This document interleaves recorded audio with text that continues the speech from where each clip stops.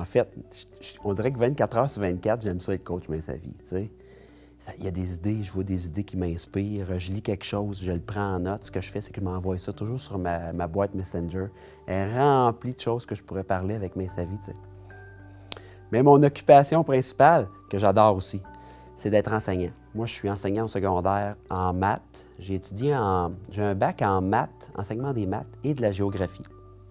Fait que je peux enseigner les deux. Puis ça reflète un peu qui je suis, je te dirais, parce que je suis pas un prof de maths très intello, tu sais. Non, je suis plus un gars qui tripe sur l'apprentissage. Comment ça se passe dans la tête du jeune? Comment ça se passe dans le cœur du jeune? Pour moi, c'est une relation de confiance, tu sais. Fait que d'accueillir le jeune dans ses difficultés, c'est bien important pour moi. Mais il y a je me rends compte qu'il y a un bon clash entre être un gars qui est bon motivateur avec les gens, puis de l'appliquer vraiment consciemment, senti, là, en soi. Ça prend de l'introspection. Tu sais, j'ai les connaissances théoriques, mais ça prend l'introspection en soi aussi. Il faut le sentir. Puis ça peut faire mal.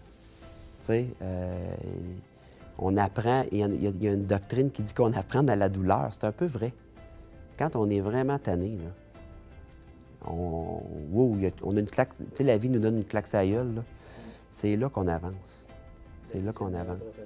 La vie, c'est le meilleur professeur. Oui, c'est en plein ça. On se perd trop souvent parce qu'on se met de côté. Puis c'est facile, parce qu'on veut plaire, on veut se faire accepter, parce qu'on a peur, on a toutes nos raisons. Mais Main sa vie, là, il n'est pas là pour qu'on se perde. C'est pour ça que je fais Main sa vie. Main sa vie est là pour qu'on se retrouve. Je trouve ça beau. Lorsque j'ai décidé d'embarquer dans l'aventure Main sa vie comme coach, tu sais, je te mentirais si je te disais que j'avais pas un peu le syndrome de l'imposteur. C'est-à-dire que moi, j'avais pas perdu de poids.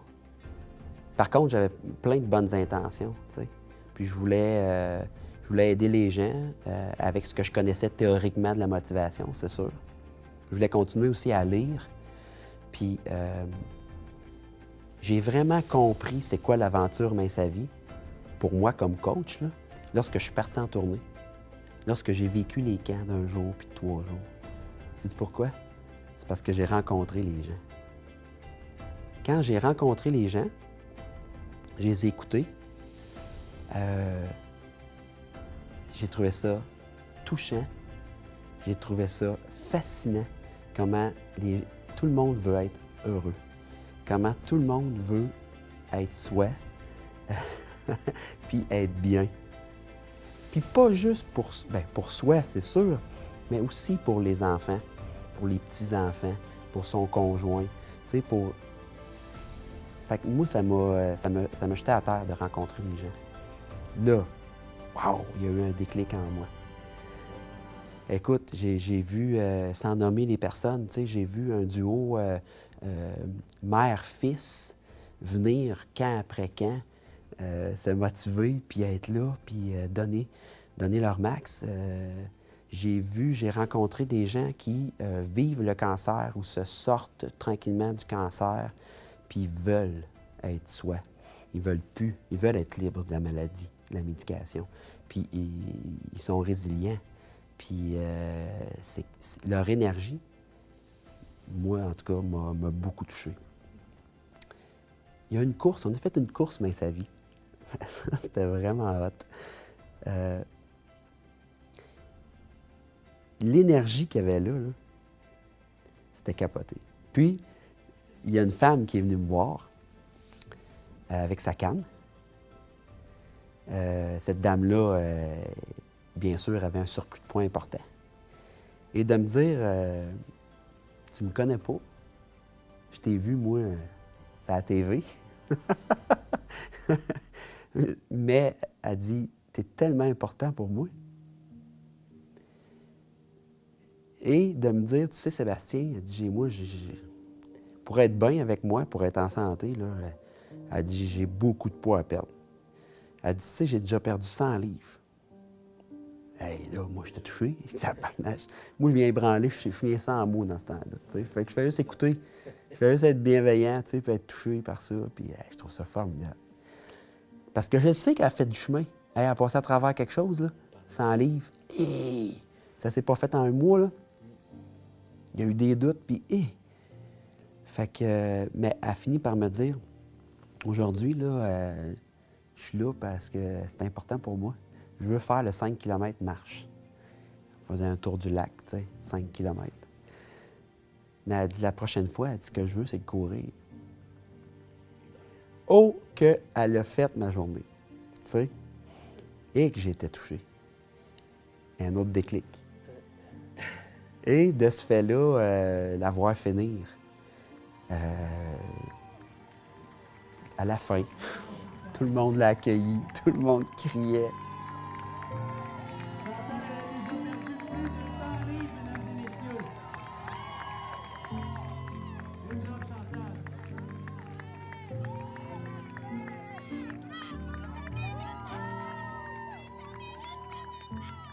C'était un super exemple de résilience. C'était un super exemple de détermination, l'acceptation des hauts et des bas. Tu sais. Ça, c'était un super beau moment.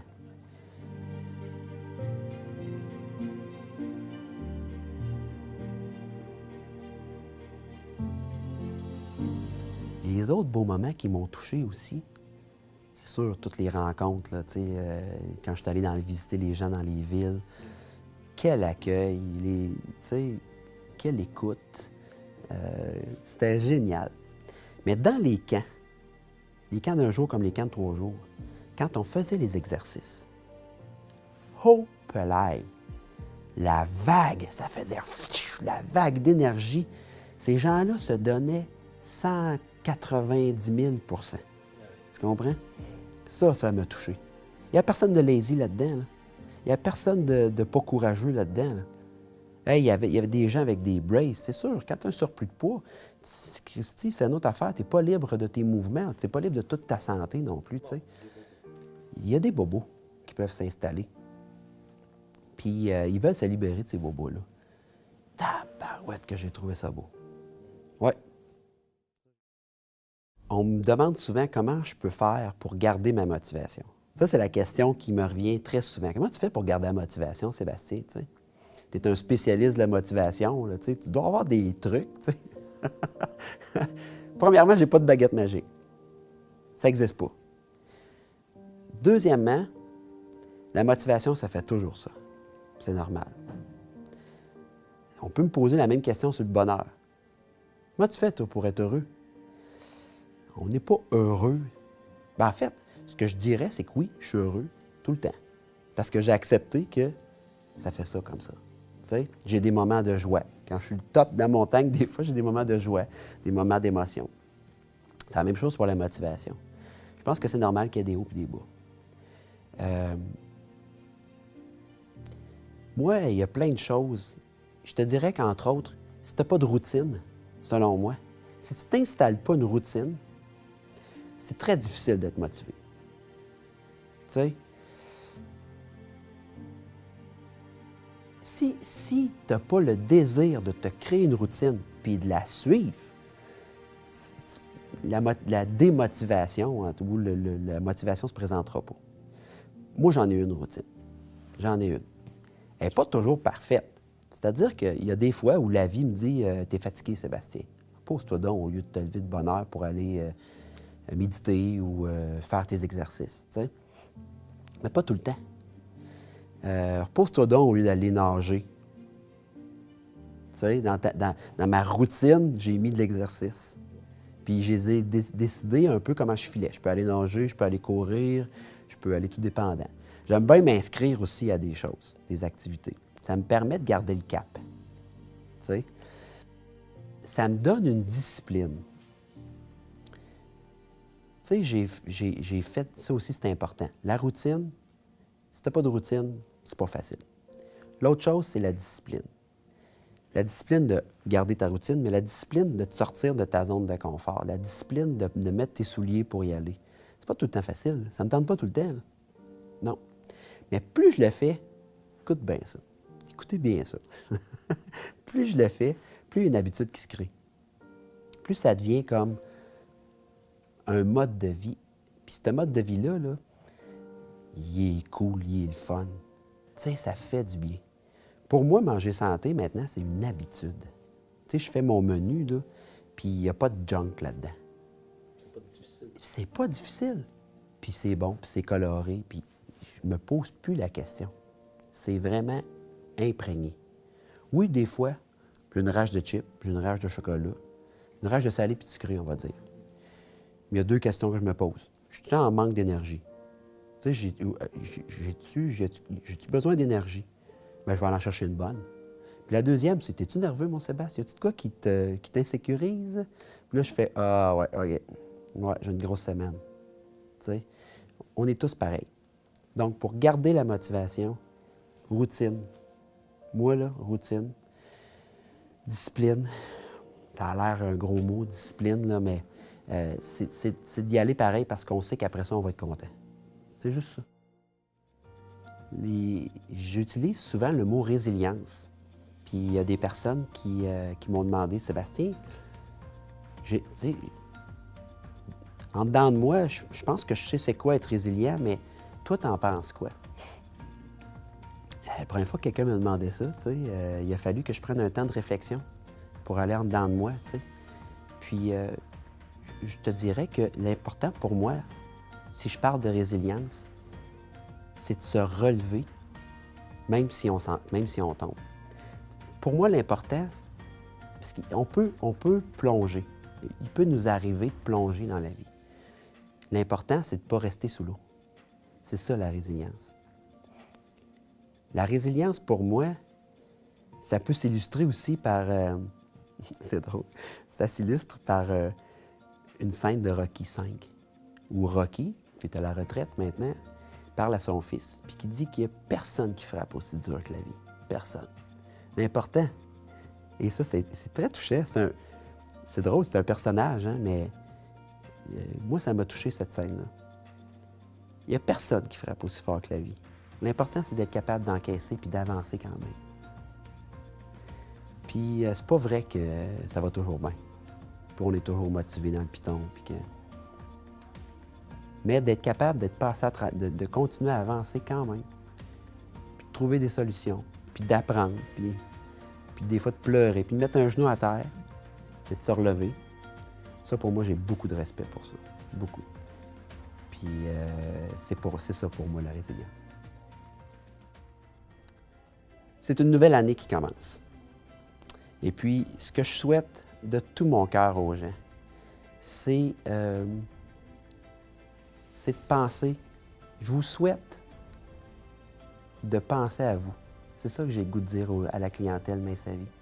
Je vous souhaite de trouver votre équilibre, de continuer à avancer dans votre processus Mince à Vie. Je vous souhaite de ne pas tolérer l'intolérable. Ça, c'est gros, hein? Mais je la trouve tellement belle, cette phrase-là. Je vous souhaite de coller au réel, puis d'avoir l'élément déclencheur pour dire: je continue, je travaille sur moi, puis je vais réussir. Je vous souhaite que ça aille bien.